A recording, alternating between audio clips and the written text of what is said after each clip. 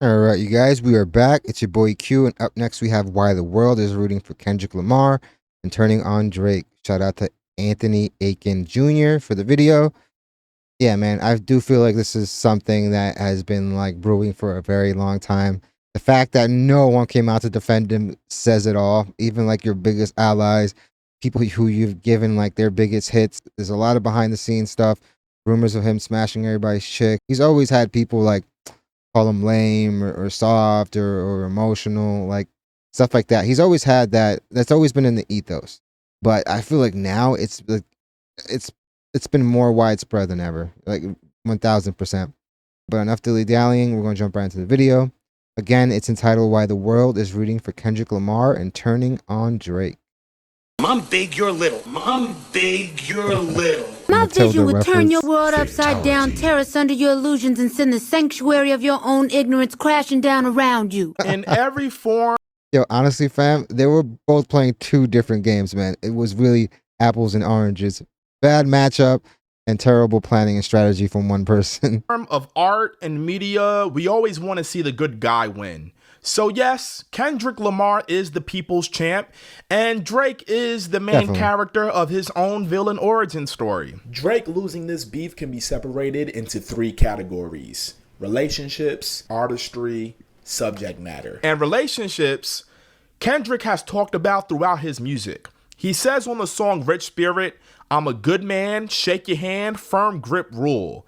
And then when you look at the beef, this is very interesting, right? good versus Kendrick bad. says on 616 in LA, Battle "Fake as old as bully, I time." hate bullies. You must be a terrible person." He says on Euphoria, he calls Drake a pathetic master manipulator. Meet the Grams. He says, "Why you had to stoop so low to discredit some decent people." Kendrick does stress heavy on the good versus bad duality between him and Drake. Most definitely. And that plays a huge factor with the relationship. Yeah, of course. Yeah, and Kendrick did a great job. He did a great job at like breaking down Drake's character, 1000%. Relationships that backfire on Drake and serve Kendrick. One thing that Drake tries to do is use these relationships against Kendrick, but every single time he does it, it backfires because every relationship that Kendrick has a great foundation. So I put out a fam. video, the Kendrick Lamar DeMar DeRozan even said it's like, yeah, he got love for Drake, but like Kendrick is like family. and Taylor Swift connection that backfired on Drake. It went crazy, 200,000 views, because no one knew that Kendrick and Taylor Swift were like this. They have what I like to call a musical group chat. Kendrick's producer is Soundwave. Taylor Swift's producer is Jack Antonoff. Jack Antonoff and Soundwave are great friends. They collaborate. They're in a group called Red Hearst with Sam fire. Dew, who's an R&B singer, collaborating with both Taylor and Kendrick. So it's one nice circle or whatever shape going on of Again, the music business is also so small. The people at the top, especially at that level, people work with who they're comfortable. They work with their homies. That's why, like in any business, the relationship is so key. great music. And when Kendrick was getting taunted by Drake with Taylor Swift's name in the mix, Kendrick is playing chess, not checkers. He says, hey, he's going to mention Taylor Swift. I'll respond to that by using Taylor Swift's producer against him. That is a great relationship working against Drake. And the reality is there's so many of those relationships. The stuff Drake was begging like Kendrick to do, like Kendrick went and did and annihilated him. Like the whole like, nah, you're not gonna back down, you're not gonna do this, you're gonna engage, you're gonna fight. I feel like he probably regrets that big time. One relationship is Kendrick Lamar and Top Dog. Top Dog owns Top Dog Entertainment. That's a record label. He signed Kendrick back in the day. Kendrick left that record label and he started his They own. left in It's great called terms, PG though. Lang. Drake looks at that and says, Kendrick left his record label. There must be some friction there. Let me stir up the pot. Sometimes you just grow in different directions, you know? It doesn't mean they're not cool. They're obviously like, they're still like this. They're obviously still super tight, no Diddy. Like, bam. And Kendrick definitely made an effort to put an emphasis on that he still has a great relationship with TDE and Black Hippie and just all the members of that side. But I feel like with him, it was just he outgrew that position, and I feel like him and Dave Free do want to do something bigger. I feel like they're doing that with PG Lang. Like, dude, they just put on like one of the biggest concerts of like recent memory and got it live streamed through like Amazon, literally giving a platform to a whole litany of artists, a whole plethora of artists from the West Coast that before that didn't have those type of eyes on them. You know, he's moving really big right now. Not to say TDE and Top Dog haven't. They have SZA and they've done some monstrous stuff as well with the rest of their acts. But like Kendrick they're on some different timing right now. Dude is doing Calvin Klein campaigns. So he mentions Top Dog in the song and he tries to create tension.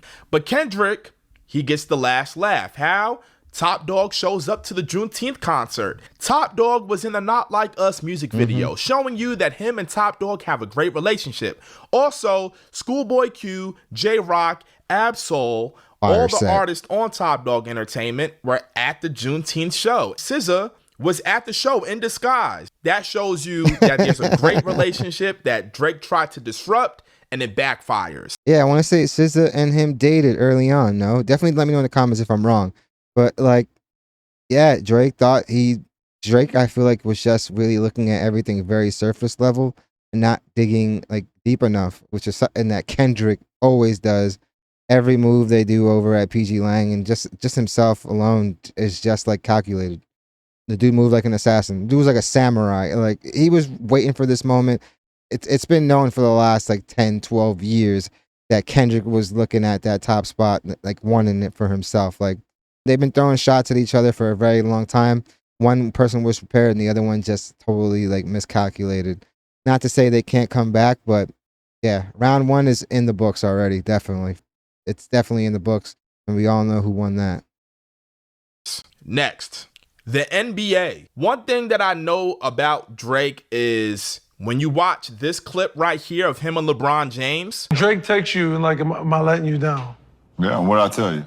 You said that I can never let you down. He looks at LeBron. Why you said it like you're talking to dad, fam? Like that's crazy. I bet you what got LeBron just being like, fuck it, was the fact that Drake lied about writing everything himself, man. You lied to me first, fam. James like a father figure. Can't be father figure when they're like a year or two older than you. James at the show, at the Juneteenth concert, dancing along. Mind you, he does play in LA and lives in LA, so it makes all the sense in the world. But it is hilarious. Along to the music. Trying to strike a chord and it's probably A minor. It's another angle of this beef that I know hurts Drake deep down. How do I know it hurts Drake? Well, LeBron James was the leading scorer and hit the game winner for Team USA. Drake only post Kevin Durant and Steph Curry in their Team USA gear. He did not post LeBron at all. You see DeMar DeRozan, who played for the Toronto Raptors, on stage with Kendrick Lamar. Drake even mentions YG. YG is an artist from California who is involved in gang culture, mentions it in his music, and Drake tries to use YG and say, hey, YG's a real gangster. He's someone really banging a set. Kendrick is not a real gangster. Even that backfires because YG pulled he had up a whole to the set at the show, performing with Kendrick, dancing with Kendrick, and is in the Not Like Us music video. And that also backfires because Drake says, I get more love in the city that you from. But the whole city came out for the Not Like Us music video to support Kendrick. Man. Does the crew come out every time you come to Compton? Yeah. You watch that Juneteenth concert and you see all the Crips and the Bloods on stage showing you that unity. There's only one artist that can put that together, which is Kendrick, and it shows you how much power he does have behind the scenes in that street gang culture.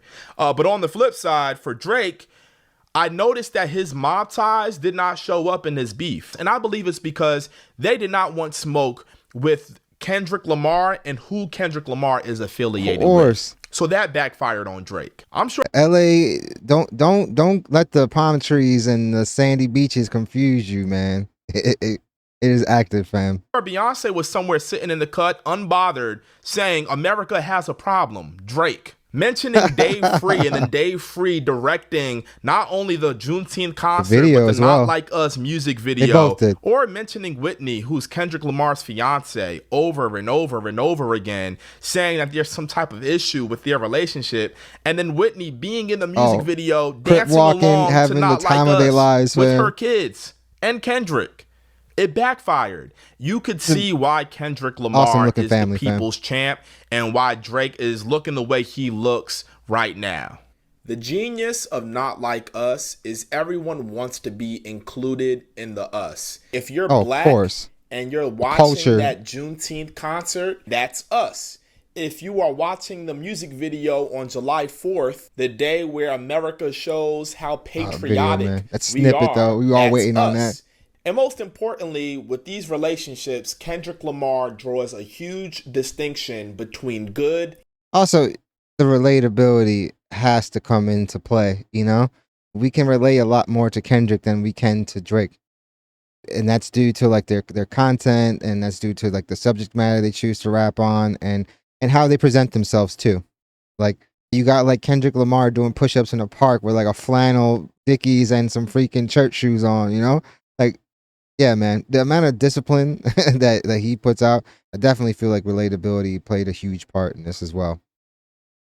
And bad. And everyone wants to align themselves with good. No one wants to align themselves with the kind of things that Drake is getting accused It's rare of. when the villain is the cooler one. And now we get into artistry, and this is where it gets really interesting, Yeah, right? man. This is like a no contest. Just listening to albums like To Pimp a Butterfly, Good Kid, Mad City, Damn. Not that Drake couldn't pull it off. It's just look at every album Kendrick's dropped. Everything has been of the highest like artistic quality. The dude didn't win a Pulitzer Prize for nothing.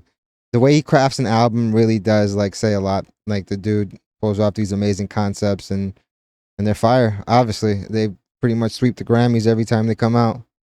That Kendrick Lamar, his mind is massive when it comes to creating an album, creating a project. Like the way he's able to tie in stories, narratives is absolutely insane. There's a reason why he won a Pulitzer Prize, because he's a phenomenal writer. But this is the thing. One of the biggest misconceptions is that Kendrick Lamar is a great rapper, but he's not a better artist than Drake. Yeah. It's two different lanes that they play Kendrick in. Lamar is a great rapper, but he's not a better artist than Drake. And that's where I separate two categories. You have your casual music fans, and then you have your die-hard music junkies. And I'll explain. Drake says in a song, Esperanza Spalding was getting all the praises. I'm trying to keep it humble. I'm trying to keep it gracious. Who gives a fuck Michelle Obama put you on a playlist? End quote. He says that in a song. She also won a Grammy that year. I want to say Best New Artist as well. And a lot of people didn't know who she was. Do we really have to equate like numbers with the talent level? Obviously, they don't always correlate together. Like just because someone's more popping or more popular doesn't mean they're better. Even though at times that may be the case. Let's break this down. Esperanza Spalding, for those who don't know, she's a jazz musician. And she won Best New Artist back in, I believe, 2011. And Drake was also nominated for that same award. Esperanza Spalding, she was someone that was on Barack Obama's and Michelle Obama's playlist. Remember those? When Barack Obama was in office, he would always put out a playlist, the president's playlist of all the songs he was listening to. And that playlist showed me one thing, that Barack Obama is what you call a music junkie. He is someone searching everywhere for his music. He wants to look in the mainstream, but also the underground to find some top level talent. And then you have your casual fans again, who just listen to music on the radio, things to put on in the background when you're hanging out with your friends, right? Not to say that you can't enjoy both, but there is a line that needs to be drawn in the middle. And I believe that Drake understands that he is for the casual listener, right? And he looks at Kendrick as someone for the music junkie. Drake and Kendrick Lamar got in a rap battle, who do you think would win? Got to go with Kendrick. Of course, fam. I'm just saying. I think Drake is. And they're making it seem like just because Kendrick goes the more like artistic and more conceptual route, that it means that he's not popular. Like, the dude does monster numbers still. His last tour was, at the time, it had to have been like the highest rap tour ever, highest grossing rap tour ever. So this whole like, all right, he's an artist guy and he's not commercially successful, like, that holds no water. The guy does pretty great numbers every single time, and not only that, he's going and like sweeping the Grammys, like I said earlier.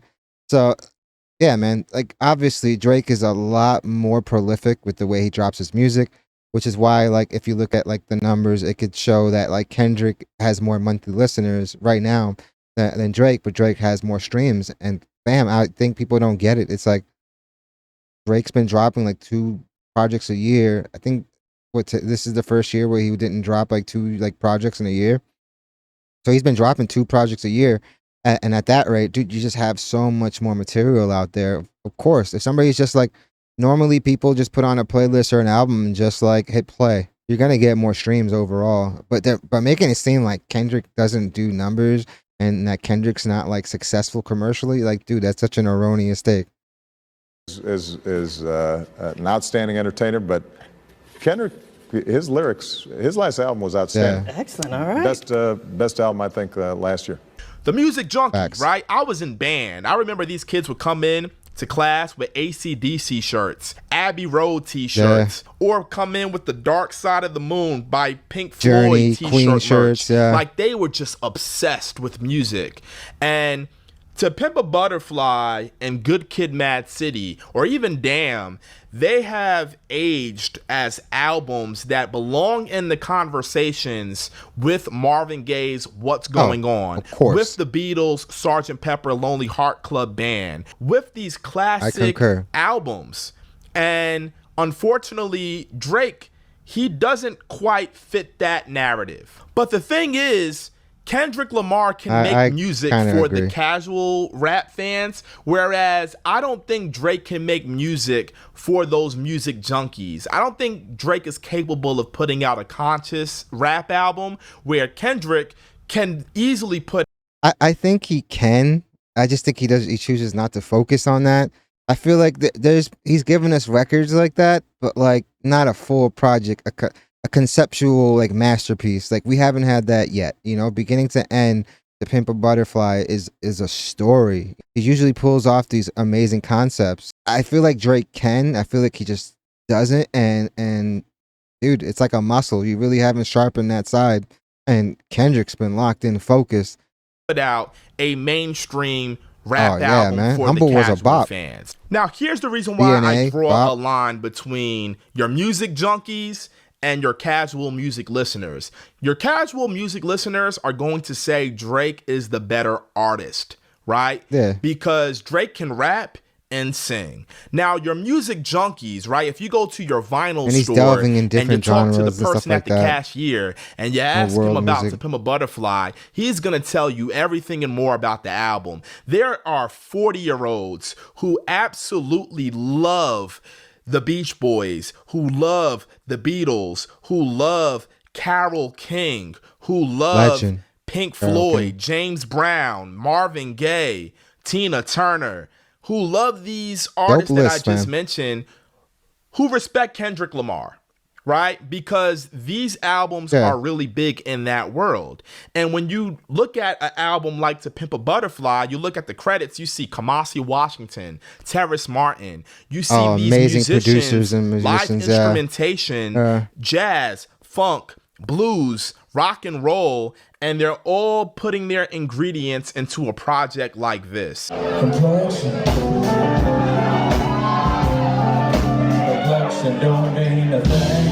And to me and those music True junkies, artistry, they consider musicianship. that artistry, right? Like, you can't listen to an album like this and tell me that Drake is a better artist than Kendrick. You just can't. And the thing is, I love some Drake songs. Like Kendrick says, I love Drake with the melodies. But Drake is not Marvin Gaye. like most Def said, it's mom music. It's music just to like chill, have in the background. You at the club, whatever. It does well, but I get what he's saying. It's not that. It's not what Kendrick is doing. And yeah, Kendrick can dive into both realms. It's not like he can't. He's proven this one Not Like Us. People are acting like this is his first like commercial bop, which is crazy.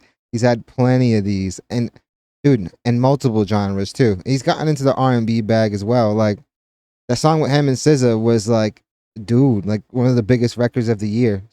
It's just crazy the narratives they push when he's literally proved that he can do all this stuff and more. He's not Usher. He's a good singer that understands his pocket. He knows his pocket. He knows what works for him. He's not very dynamic. And he stays in that tone. And again, that's great for pop music. But your voice is an instrument. And the way Kendrick Lamar uses his voice, that to me separates him from a lot of artists. Most. Kendrick Lamar can get on a record and scream and cry. Scream and cry. And then get on another record and sound. He's like a master at tones. He's a master at cadence and flows. Like, dude, he does some off the wall stuff. Like, literally, just like the soundscapes he's able to create. He is a musical genius, and that goes without being said. Sound so calm, peaceful, quiet. And then get on another record and sound frantic to the point where his voice is shaking. And then get on another record and sound stoic, serious about his business. And then get on another record and sound aggressive and in your face and loud. And then get on another record and try to sound sexy and smooth. The way he uses his voice to tap into different characters and the way he enunciates his words, to me, that shows a deeper level of artistry. It's understanding too, goes as well, beyond the surface. And that is why I always thought Kendrick Lamar would win this beef, because to me, it's how he says certain things. It just hits. Every line hits a bit harder when you can say it a certain way. Inflections, that's why people can walk around the crib and then they'll say to themselves, what is it, the braids? It just sticks in your head. Like certain lines, you don't want to work with me no more. Okay. There's nothing nobody could tell me, well, melody is more powerful than the words. So if the melody is that catchy and that memorable, it's gonna make those lyrics like more memorable as well. Have you ever played? Have you ever? Like, it's the way he utilizes his voice that makes all the difference in the world. And then last but not least is subject matter. We're talking about someone who made an album called Mr. Morale and the Big Steppers and said, hey, these are all of my skeletons. All the skeletons in my closet here. It's vulnerable, Learn fam. something from it. Subject matter. Kendrick Lamar is a very... And that's where the relatability comes in again. He's not perfect. He has his faults. He's owning up to them. And he's like documented these. This music is like him documenting this stuff. So yeah, like relatability is just so important. It's when you're the huge superstar, pop star, successful, you're living a life that most of these people can't keep up with or can't even imagine. Yeah, we have social media and stuff like that, but they can't really relate to what you're doing. We can like live vicariously through the content or whatever, but when you have somebody like Kendrick who's like that vulnerable and talking about family, talking about like struggles and people can relate to that. People can relate to not being perfect and trying your best and just trying to improve and stuff like that. Private person. You're not going to know too much about what Kendrick Lamar is doing, just what from music, Kendrick Lamar honestly has going on. We know everything about Drake.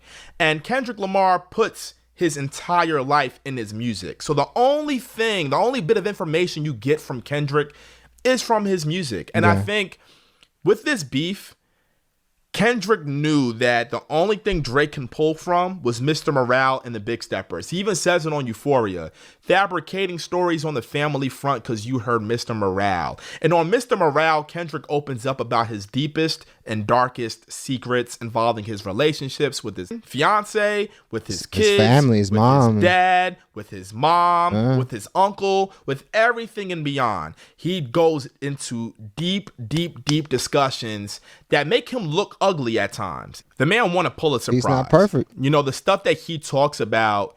I mean, this man made an anthem for a movement that was chanted at protest. Oh, love that record. Another smash hit. There's just levels to this, you know?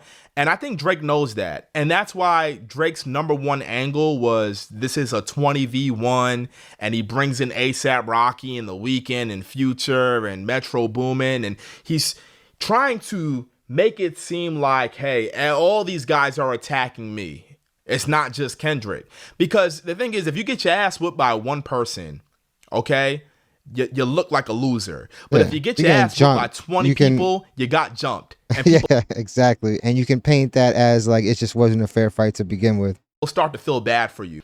Those are the many ways that Kendrick beat Drake. There's a lot more, but No, definitely. Definitely. Drake made the mistake of taking a lot of this stuff and really didn't do too much research into it. I feel like a lot of it is, honestly, it was like apples and oranges. They came at this beef totally different. And I don't know if like Drake's skill set like lined up perfectly with like Kendrick's. They rap about totally different things. Their albums sound completely different. They don't drop like at the same rate as each other. And honestly, who are we to say and dictate how much an artist should drop? If they feel inspired to make a piece, then they should make a piece. If it's going to come out uninspired, then maybe it's best that they don't drop it, because as fans, what are we going to do? Critique it for it sounding uninspired. And it seems like it's not just Kendrick that has these feelings towards Drake. This feeling is definitely shared amongst most of like the industry. It's starting to seem like when you're getting these features and Drake is at the top, you probably don't want to speak out on him because you're afraid of getting blackballed. You're afraid of just losing out on like opportunities and stuff, because all it takes really is a phone call to just stop a show or to stop this feature or to shove your album. Like, it's the industry. Everyone wants to protect their relationships with their elite. I feel like the industry has been feeling this way for a minute. The public's been feeling this way for a minute too. It's not like people haven't been talking about Drake like this for like the longest time. It's just that now the volume is louder because there's so many people sharing the same sentiment. With all that being said, you can't negate the fact that like Kendrick Lamar and Dave Free really put on a clinic on how to orchestrate all this stuff. Everything from like the way the music was dropped, the rate it was dropped, the concert. That concert was booked for a minute. If you're gonna book a live venue of that size, an arena, you're doing that weeks and weeks ahead of time. They knew this was gonna happen, and yeah, like they planned for everything. But they have a notebook of all the possible outcomes and ways to like counteract it, because it does seem like they hit everything pretty spot on. Like I was saying earlier, it does seem like Drake is trying to like re-engage again. It doesn't even seem like he's gonna re-engage again, and it's gonna be interesting to see how he does it this time. Is he gonna lean in the social media route way? Is he gonna put out records? I know Ak was saying how he was excited Drake was gonna sneak this Kendrick. I think that would be too little, too late. Like a sub after you guys were already in like a deep beef, no Diddy. Like I feel like it kind of seems sassy and unsportsmanlike at this point. Just accept it. If you're not going to call him out by name, I feel like a sub isn't going to really work. You got to be more direct, especially with the stuff you're posting. You're kind of trying to agitate him even more, obviously, because we heard Kendrick talk about give me the Pac ring and he might respect him a little more. So buying Pac's car obviously is going to make him feel more of a certain way. But yeah, let me know in the comments what you guys think. Do you guys think people have been rooting against Drake for a minute now? Definitely let me know in the comments why you think the world is rooting for Kendrick. I feel like this has been a long time coming. The industry's been feeling this way, which is why no one really came out to his defense. But yeah, definitely hit the like and subscribe button, guys. It does the channel wonders. Thank you guys so much for watching. You guys are amazing. Like, the love has been super, super dope. I hope you guys love the video, and I hope to see you guys soon.